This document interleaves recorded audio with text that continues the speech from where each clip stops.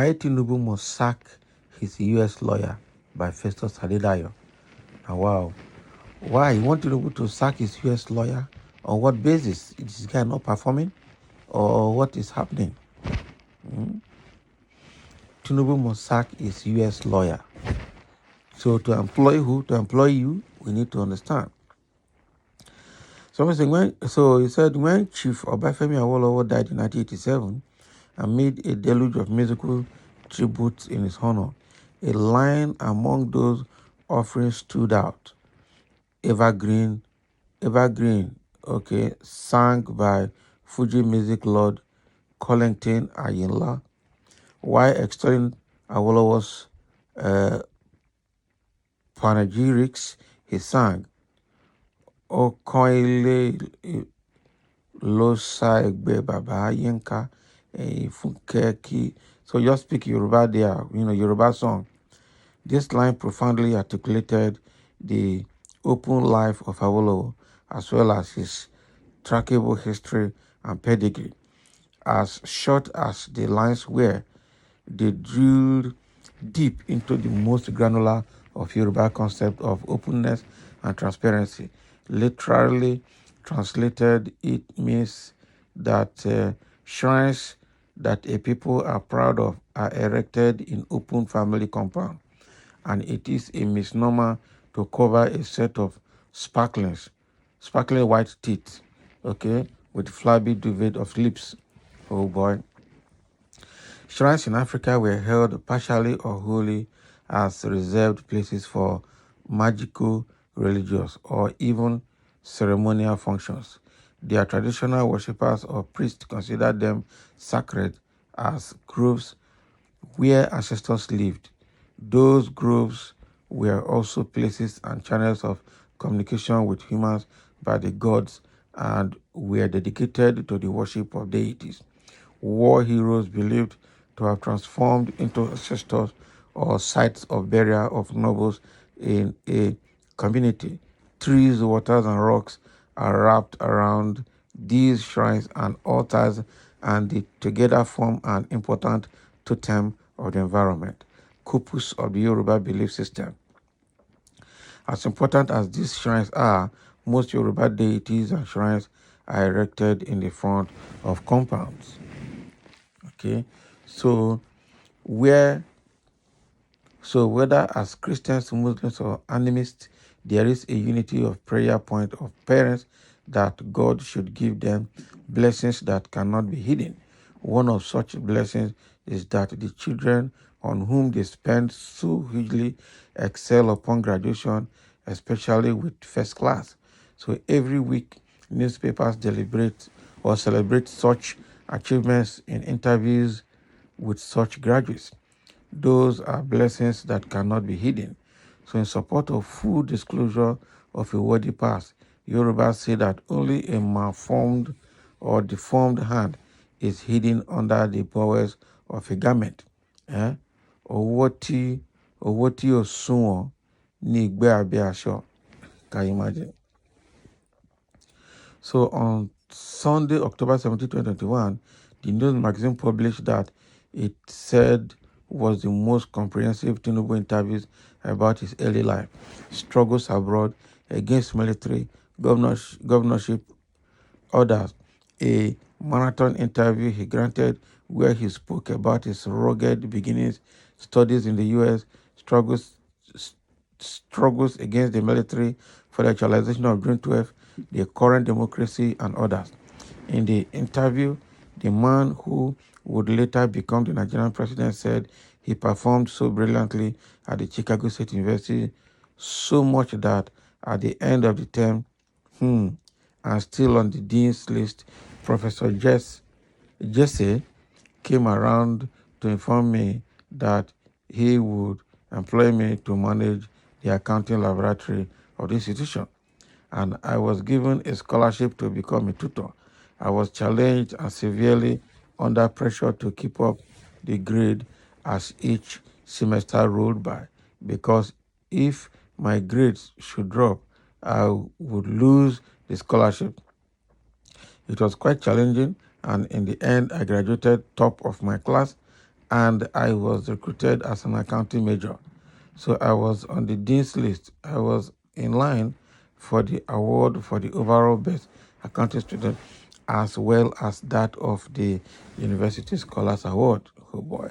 Recently, in September 2023, press release from Aso Rock on the fringe of G20 summit during an interactive session with Nigerian students studying the South Asian country. President Tinubu recalled his academic prowess while he was an undergraduate at the Chicago State University, describing himself as a brilliant student. Good education brought me here, and I am happy to stand before you here as the President of Nigeria. I started small. I was a security guard. I was a tutor in school. I was a brilliant student. I joined Deloitte and was trained by one of the biggest accounting firms in the world because of my education. Those are indeed words of encouragement. Okay, his grass to grace story should encourage any youth that they too could reach for the zenith of achievement in life if a U.S. cab driver could become the president of the most populous black country in the world.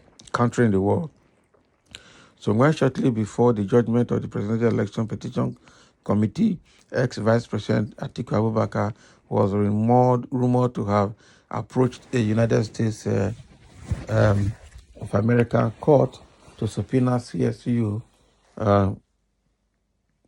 so as to obtain university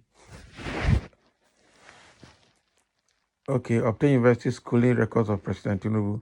Many of us laughed him to scorn. Why would Atiku take politics to this demeaning level? We reckoned that Atiku would be so legally gaslighted in the US that he would not try this nonsense again all his political life. But in the application, Atiku had alleged that Tinubu's academic records were inconsistent in a dramatic way that stunned virtually all of us.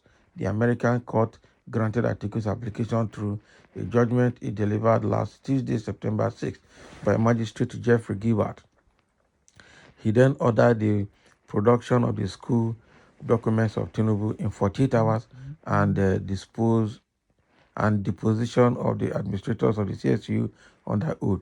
If granted, Atiku sought to demonstrate that the man who occupied Nigeria's foremost office was nothing other than a criminal forger who was ineligible to be president of a country like ours. As Professor Olatunji Dare once wrote in his profound mastery of English language, this was becoming curiouser and curiouser. Not be smart, you know.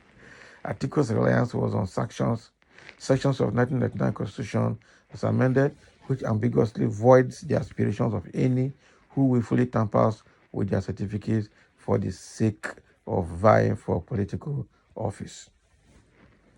Both Tinubu and his alleged alma mater, the CSU, had maintained that he attended the institution.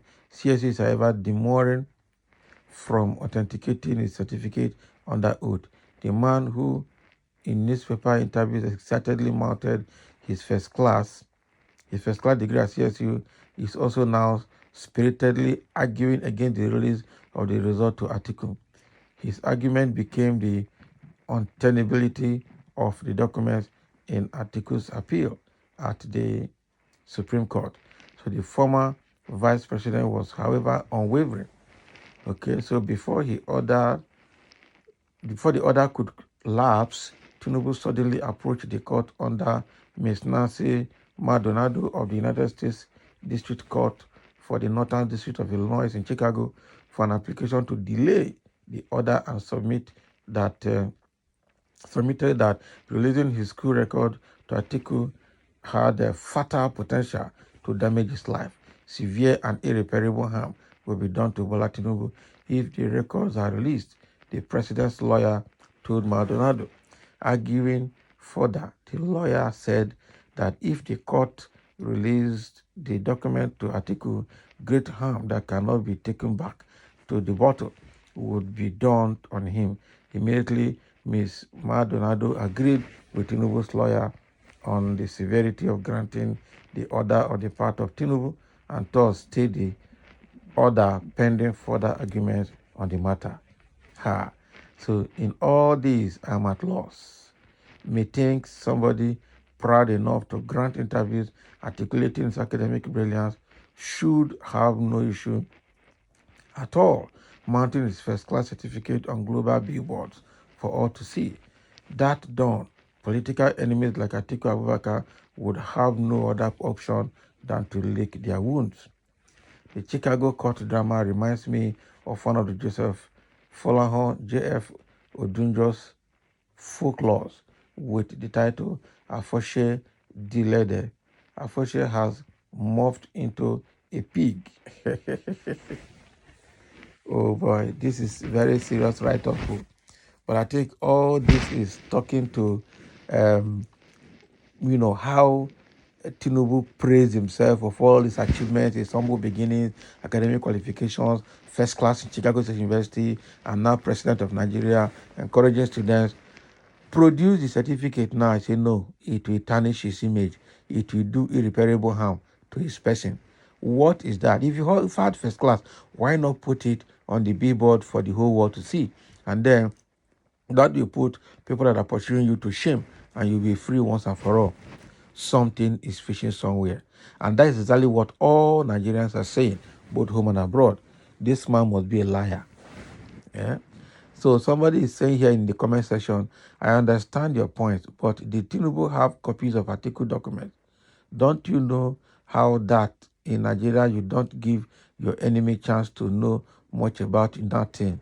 This guy is trying to defend Tinubu. This is not it. If you are working, your documents will be, they will do background check on you and your documents will be verified before you are given employment. This is employment given to Tinubu by Nigerians and they need to verify his personality and his academic records. Shekina. So nothing like defense there. Your certificate is a public document, even though you see your name on it. The lawyer need to convince the judge about their need for privacy, which is the inalienable right of the petitioner concerning the file, and further highlight why CSU initially would not want to release the file to a third party except Tinubu gives them the go-ahead. This is what the tenacious attachment paper qualification in Nigeria has brought us to this stage. The Electoral Act is clear on qualifications, and President does not require a university degree to be qualified. But our paper qualification mentally has brought us this far. We are waiting for what comes out of this. This is, however, a pre-election matter. It's not. Okay? Somebody said, First Adebayo, why not you apply to the university you graduated from to release your academic document to the whole world to see? Or also tell Atiku to release his academic document.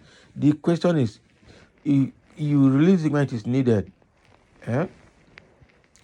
You release it when it is needed. Okay? So it is not that you must publish your qualifications for the whole world to see, but when it is needed, it should be available. That is it. Tinubu struggling to cover his past is a self-indictment. The coffin contains a leather and not pure human. That is it. The whole world would expose truth to deter fraudsters. Exactly. Yeah? My humble friend Adebayo, I doff my heart for you. I sincerely enjoyed your elongated write-up, plentiful wisdom and inspirational. May you be blessed for good health, Abi. Somebody is praising him for, for this write-up. Exactly. So all this abracadabra won't help matters. The person Tinubu is not an ordinary man. He is the president of a country. He's supposed to live by example. He shouldn't be blocking off having access to his blocking off access to his educational record. Exactly. The only head of state at the G20 summit in India that has queer biodata, father's name unknown, mother's name unknown. Oh boy. Not be small, very queer biodata. So they have looked at his biodata in the G20 and found that his mother's name is not there, his mother's name not there, nothing. So he fell from the sky. God will help us with this man.